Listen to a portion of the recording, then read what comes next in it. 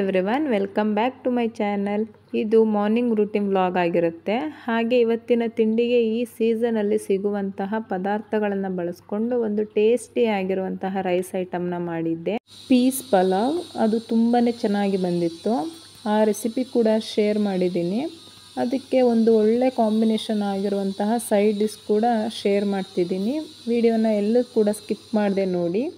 ಹಾಗೆ ಈ ವಿಡಿಯೋ ನಿಮಗೆ ಇಷ್ಟ ಆದರೆ ಪ್ಲೀಸ್ ಒಂದು ಲೈಕ್ ಮಾಡಿ. ಹಾಗೆಯೇ ನಿಮ್ಮ ಫ್ರೆಂಡ್ಸ್ ಆ್ಯಂಡ್ ಫ್ಯಾಮಿಲಿಗೆಲ್ಲ ವಿಡಿಯೋನ ಶೇರ್ ಮಾಡಿ. ಯಾರೆಲ್ಲ ನನ್ನ ಚಾನಲ್ನ ಇನ್ನೂ ಸಬ್ಸ್ಕ್ರೈಬ್ ಮಾಡದೆ ನೋಡ್ತಿದ್ದೀರಾ ಅವರೆಲ್ಲ ಪ್ಲೀಸ್ ಸಬ್ಸ್ಕ್ರೈಬ್ ಮಾಡಿಕೊಂಡು ವೀಡಿಯೋಸ್ನ ನೋಡಿ. ಹಾಗೆಯೇ ಇವತ್ತು ಒಂದು ಸಿಂಪಲ್ಲಾಗಿ ಬೇಗನೆ ಹಾಕೋ ಒಂದು ಚಿಕ್ಕ ರಂಗೋಲಿ ಡಿಸೈನ್ನು ಕೂಡ ಶೇರ್ ಮಾಡ್ತಿದ್ದೀನಿ, ನೋಡ್ಕೊಂಡು ಬನ್ನಿ.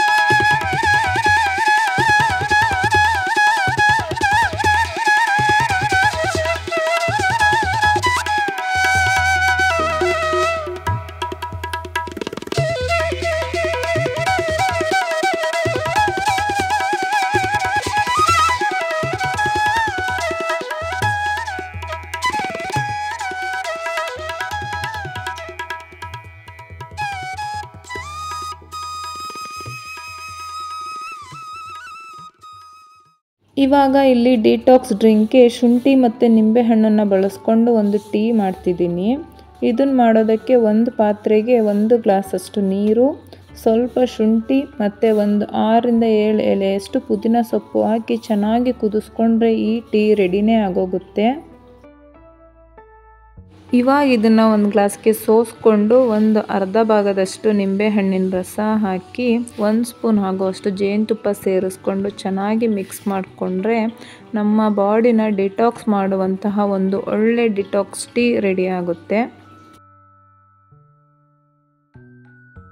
ಟೀ ಮಾಡಿದ್ದಾದಮೇಲೆ ಇಲ್ಲಿ ತಿಂಡಿಗೆ ರೆಡಿ ಮಾಡ್ಕೊಳ್ತಾ ಇದ್ದೀನಿ. ಇವತ್ತು ನಾನು ಪೀಸ್ ಪಲಾವ್ ಅಥವಾ ಬಟಾಣಿ ಪಲಾವ್ನ ಮಾಡ್ತಾ ಇದ್ದೀನಿ.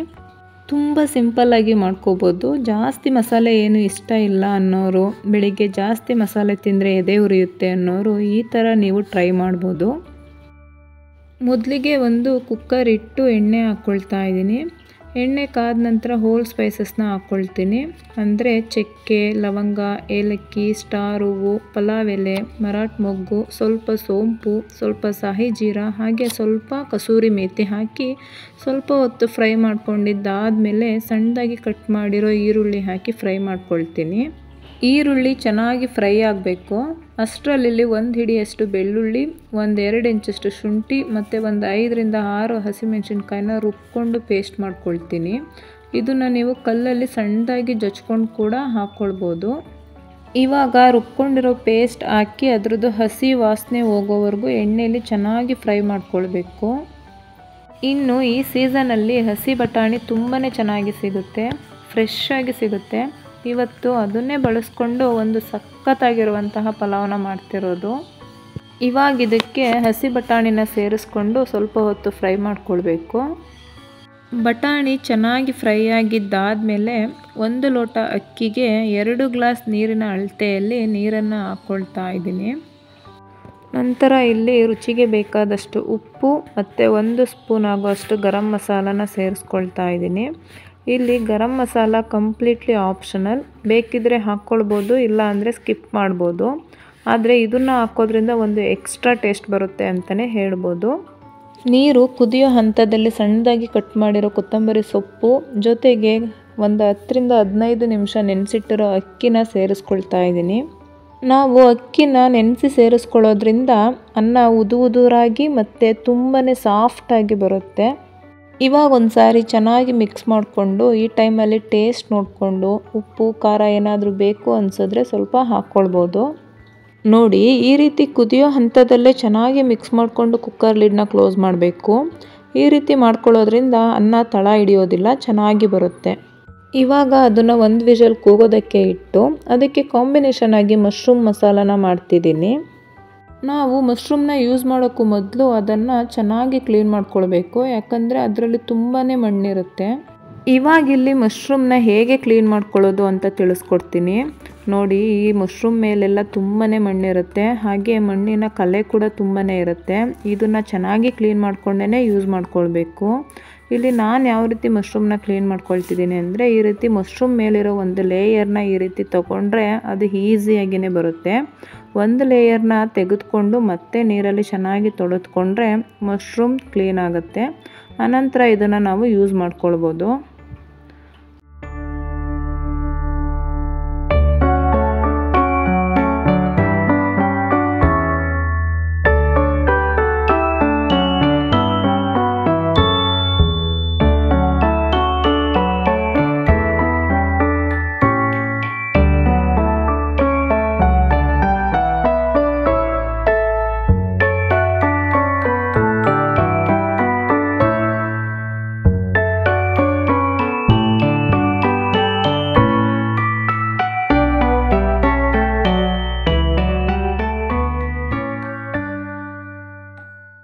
ಮಶ್ರೂಮ್ನೆಲ್ಲ ಚೆನ್ನಾಗಿ ಕ್ಲೀನ್ ಮಾಡ್ಕೊಂಡಿದ್ದು ಆದಮೇಲೆ ಗ್ರೀನ್ ಪೀಸ್ ಪಲಾವ್ಗೆ ಕಾಂಬಿನೇಷನ್ ಆಗಿ ಮಶ್ರೂಮ್ ಮಸಾಲಾನ ಮಾಡ್ಕೊಳ್ಳೋದಕ್ಕೆ ಒಂದು ಪ್ಯಾನ್ನ ಬಿಸಿ ಮಾಡ್ಕೊಳ್ಳೋದಕ್ಕೆ ಇಟ್ಕೊಂಡು ಅದಕ್ಕೆ ಸ್ವಲ್ಪ ಎಣ್ಣೆನ ಹಾಕಿ ಅದು ಕಾದ ನಂತರ ಒಂದು ಮೀಡಿಯಮ್ ಸೈಜ್ ಈರುಳ್ಳಿ, 2 ರಿಂದ 3 ಟೊಮೊಟೊನ ಹಾಕಿ 1 ಇಡಿಯಷ್ಟು ಬೆಳ್ಳುಳ್ಳಿ ಹಾಗೆ 1 ಇಂಚಷ್ಟು ಶುಂಠಿ ಹಾಕಿ ಚೆನ್ನಾಗಿ ಇದನ್ನು ಮಿಕ್ಸ್ ಮಾಡಿಕೊಂಡು ಟೊಮೊಟೊ ಸಾಫ್ಟ್ ಆಗೋವರೆಗೂ ಫ್ರೈ ಮಾಡ್ಕೊಳ್ತೀನಿ. ನಾನು ಇಲ್ಲಿ ಪೀಸ್ ಪಲಾವ್ಗೆ ಕಡಿಮೆ ಮಸಾಲೆ ಹಾಕ್ಕೊಂಡಿದ್ದೀನಲ್ವ, ಸೊ ಹಾಗಾಗಿ ಅದಕ್ಕೆ ಮಸಾಲೆನೆಲ್ಲ ಹಾಕಿ ಮಾಡೋವಂಥ ಸೈಡ್ ಡಿಶ್ನ ಮಾಡ್ಕೊಳ್ತಾ ಇದ್ದೀನಿ. ನೀವೇನಾದರೂ ಮಸಾಲೆನೆಲ್ಲ ರುಬ್ಬಿ ಅಂದರೆ ಸ್ವಲ್ಪ ಜಾಸ್ತಿ ಮಸಾಲೆನೆಲ್ಲ ಹಾಕಿ ಪಲಾವ್ನ ಮಾಡಿಕೊಂಡ್ರೆ ಅದಕ್ಕೆ ಮೊಸರು ಬಜ್ಜಿ ಅಥವಾ ಚಟ್ನಿ ಚೆನ್ನಾಗಿರುತ್ತೆ. ಈ ಥರ ಪ್ಲೇನಾಗಿ ಮೈಲ್ಡಾಗಿ ಮಾಡೋವಂಥ ಪಲಾವ್ಗಳಿಗೆ ಈ ಥರ ಗ್ರೇವಿಗಳು ಪರ್ಫೆಕ್ಟ್ ಕಾಂಬಿನೇಷನ್. ಅಂದರೆ ಗೀ ರೈಸ್ ಆಗಿರ್ಬೋದು, ಜೀರಾ ರೈಸ್ ಆಗಿರ್ಬೋದು, ಮತ್ತು ಈ ಥರ ಪೀಸ್ ಪಲಾವ್ ಆಗಿರ್ಬೋದು, ಅದಕ್ಕೆಲ್ಲ ಈ ಥರ ಗ್ರೇವಿಗಳು ತುಂಬಾ ಚೆನ್ನಾಗಿರುತ್ತೆ. ಟೊಮೊಟೊ ಸಾಫ್ಟ್ ಆಗಿದ್ದಾದಮೇಲೆ ಕೊನೆಯದಾಗಿ 1-2 ಸ್ಪೂನಷ್ಟು ತೆಂಗಿನಕಾಯಿ ತುರಿನ ಹಾಕ್ಕೊಂಡು ಇದನ್ನು ಸ್ವಲ್ಪ ಹೊತ್ತು ಫ್ರೈ ಮಾಡಿದ್ದಾದಮೇಲೆ ಅದನ್ನು ಒಂದು ಪ್ಲೇಟ್ಗೆ ತೆಗೆದಿಟ್ಕೊಂಡು ಅದು ಕಂಪ್ಲೀಟಾಗಿ ತಣ್ಣಗಾಗೋದಕ್ಕೆ ಇಟ್ಟು ಅನಂತರ ಅದನ್ನು ಒಂದು ಮಿಕ್ಸಿ ಜಾರ್ಗೆ ಹಾಕಿ ಅದಕ್ಕೆ ಸ್ವಲ್ಪ ನೀರನ್ನು ಸೇರಿಸ್ಕೊಂಡು ಇದನ್ನು ಫುಲ್ಲು ಸ್ಮೂತಾಗಿ ಪೇಸ್ಟ್ ಮಾಡ್ಕೊಳ್ಬೇಕು, ಅಂದರೆ ಫುಲ್ ನೈಸಾಗಿ ರುಬ್ಕೊಳ್ಬೇಕು. ನಂತರ ಅದೇ ಬಾಣಲಿಗೆ ಸ್ವಲ್ಪ ಎಣ್ಣೆ ಹಾಕಿ ಅದು ಕಾದ ನಂತರ ಕಟ್ ಮಾಡಿ ಇಟ್ಕೊಂಡಿರೋ ಮಶ್ರೂಮ್ನ ಹಾಕಿ ಈ ರೀತಿ 1-2 ರಿಂದ 3 ನಿಮಿಷ ಫ್ರೈ ಮಾಡಿಕೊಂಡು ಒಂದು ಪ್ಲೇಟ್ಗೆ ತೆಗೆದಿಟ್ಕೊಳ್ತೀನಿ. ಇಲ್ಲಿ ನೀವು ಈ ಸ್ಟೆಪ್ನ ಸ್ಕಿಪ್ ಮಾಡ್ಬೋದು, ಅಂದರೆ ಮಶ್ರೂಮ್ನ ಈ ರೀತಿ ಫ್ರೈ ಮಾಡ್ದೇ ಹಾಗೆ ಹಾಕ್ಕೊಂಡು ಕೂಡ ಮಾಡ್ಕೊಳ್ಬೋದು.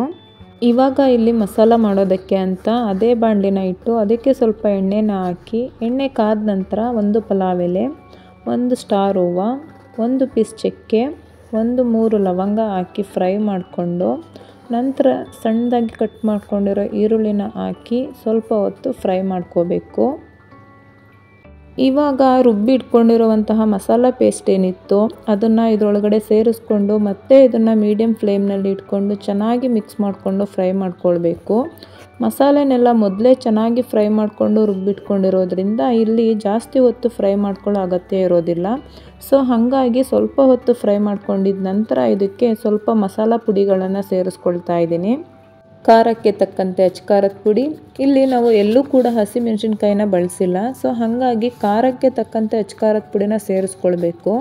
ನಂತರ 1-2 ಸ್ಪೂನ್ ಆಗೋಷ್ಟು ಧನಿಯಾ ಪುಡಿ ಹಾಗೆ 1 ಸ್ಪೂನಷ್ಟು ಗರಂ ಮಸಾಲಾನ ಸೇರಿಸ್ಕೊಂಡು ಇದನ್ನು ಲೋ ಫ್ಲೇಮ್ನಲ್ಲಿ ಇಟ್ಕೊಂಡು ಚೆನ್ನಾಗಿ ಮಿಕ್ಸ್ ಮಾಡ್ಕೊಳ್ಬೇಕು. ಮಸಾಲೆ ಪುಡಿ ಮತ್ತು ಈ ಗ್ರೇವಿ ಎರಡೂ ಕೂಡ ಚೆನ್ನಾಗಿ ಹೊಂದ್ಕೊಳ್ಬೇಕು. ಆ ಥರ ಇದನ್ನು ಮಿಕ್ಸ್ ಮಾಡಿಕೊಂಡು ಒಂದು ಲಿಡ್ ಕ್ಲೋಸ್ ಮಾಡಿ ಬೇಯೋದಕ್ಕೆ ಬಿಡ್ತೀನಿ. ನೋಡಿ ಈ ಥರ ಸೈಡಲ್ಲೆಲ್ಲ ಎಣ್ಣೆ ಬಿಟ್ಕೊಂಡು ಬರ್ತಿರುತ್ತೆ.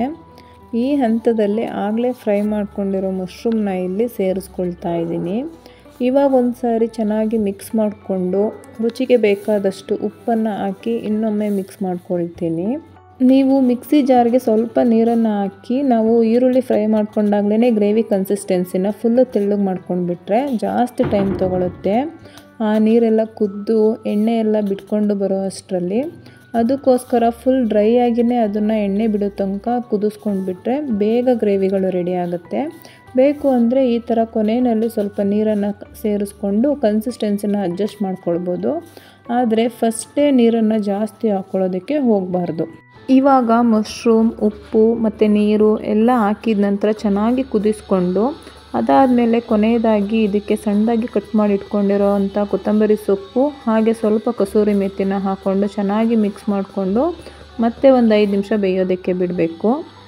ಗ್ರೇವಿನ ಅಲ್ಲಿ ಬೇಯೋದಕ್ಕೆ ಬಿಟ್ಟು ಅಷ್ಟರಲ್ಲಿ ಕೋಸಂಬರಿ ಮಾಡೋಣ ಅಂತ ಮಾಡ್ತಿದ್ದೀನಿ. ಇದನ್ನು ಎಲ್ಲರೂ ಮಾಡೋ ರೀತಿಯೇ ನಾನು ಮಾಡ್ತಿದ್ದೀನಿ. ಯಾವುದೇ ರೀತಿ ಸ್ಪೆಷಲ್ ಏನೂ ಇರಲ್ಲ. ನೆನೆಸಿಟ್ಟಿರೋ ಹೆಸರು ಬೇಳೆ, ಸಣ್ಣದಾಗಿ ಕಟ್ ಮಾಡಿರೋ ಸೌತೆಕಾಯಿ, ಸ್ವಲ್ಪ ಕೊತ್ತಂಬರಿ ಸೊಪ್ಪು ಹಾಗೆ ಸ್ವಲ್ಪ ತುರಿದಿರೋ ತೆಂಗಿನಕಾಯಿ ತುರಿ. ಮನೆಯಲ್ಲಿ ಕ್ಯಾರೆಟ್ ಖಾಲಿ ಆಗಿತ್ತು, ಹಾಗಾಗಿ ಅದನ್ನು ಇಲ್ಲಿ ಸ್ಕಿಪ್ ಮಾಡಿದ್ದೀನಿ. ಕ್ಯಾರೆಟ್ ಹಾಕ್ಕೊಂಡ್ರೆ ರುಚಿ ಇನ್ನೂ ಚೆನ್ನಾಗಿರುತ್ತೆ. ಇಷ್ಟನ್ನು ಹಾಕ್ಕೊಂಡು ರುಚಿಗೆ ಬೇಕಾದಷ್ಟು ಉಪ್ಪು, ಸ್ವಲ್ಪ ಪೆಪ್ಪರ್ ಪೌಡರ್ ಹಾಕಿ ಚೆನ್ನಾಗಿ ಮಿಕ್ಸ್ ಮಾಡಿಕೊಂಡ್ರೆ ಒಂದು 5 ನಿಮಿಷದಲ್ಲೇ ಒಂದು ಹೆಲ್ತಿ ಆಗಿರುವಂತಹ ಸಲಾಡ್ ರೆಡಿ ಆಗುತ್ತೆ. ಇದಕ್ಕೆ ಬೇಕು ಅಂದರೆ ನೀವು ಒಗ್ಗರಣೆ ಕೂಡ ಹಾಕ್ಕೊಳ್ಬೋದು, ಆವಾಗ ಇನ್ನೂ ರುಚಿಯಾಗಿ ಬರುತ್ತೆ.